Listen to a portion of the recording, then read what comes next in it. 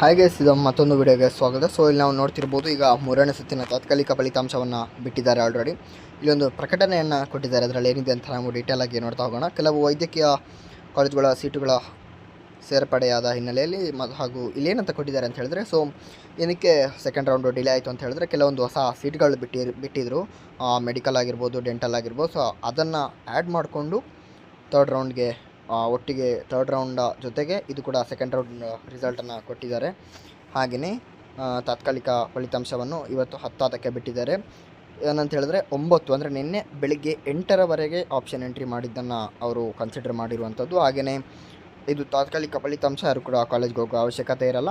ಹಾಗೆಯೇ ನಿಮ್ಗೆ ಯಾವ್ದಾದ್ರು ಆಕ್ಷೇಪಣೆ ಇದ್ದಲ್ಲಿ ನಾಳೆ ಬೆಳಗ್ಗೆ 11ರ ಒಳಗೆ ಮೇಲ್ ಕೊಟ್ಟಿದ್ದಾರೆ, ಅದಕ್ಕೆ ಮೇಲ್ ಮಾಡಬೇಕಾಗಿರುತ್ತೆ. ಹಾಗೆಯೇ ಇಲ್ಲಿ ನೋಡ್ತಿರ್ಬೋದು ನೀವು, ಇನ್ನೊಂದು ಕೊಟ್ಟಿದ್ದಾರೆ.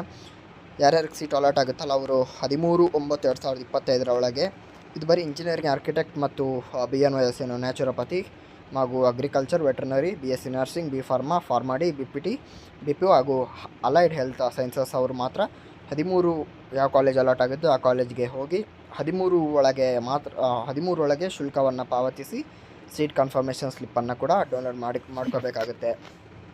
ಹಾಗೆಯೇ UG ನೀಟ್ ಅಂತ ಹೇಳಿದ್ರೆ ವೈದ್ಯಕೀಯ, ದಂತವೈದ್ಯಕೀಯ ಹಾಗೂ ಆಯುಷ ಏನು ಆಯುರ್ವೇದ ಕೋರ್ಸ್ಗಳಿರುವಂಥದ್ದು, ಆ ಕೋರ್ಸ್ಗಳಿಗೆ ಮಾತ್ರ ಯಾವುದೇ ಅಭ್ಯರ್ಥಿಗಳು ಮುಂದೆ ಅಪ್ಡೇಟ್ಸನ್ನು ಕೊಡ್ತಾರೆ ಅಂತ ಹೇಳಿದ್ದಾರೆ.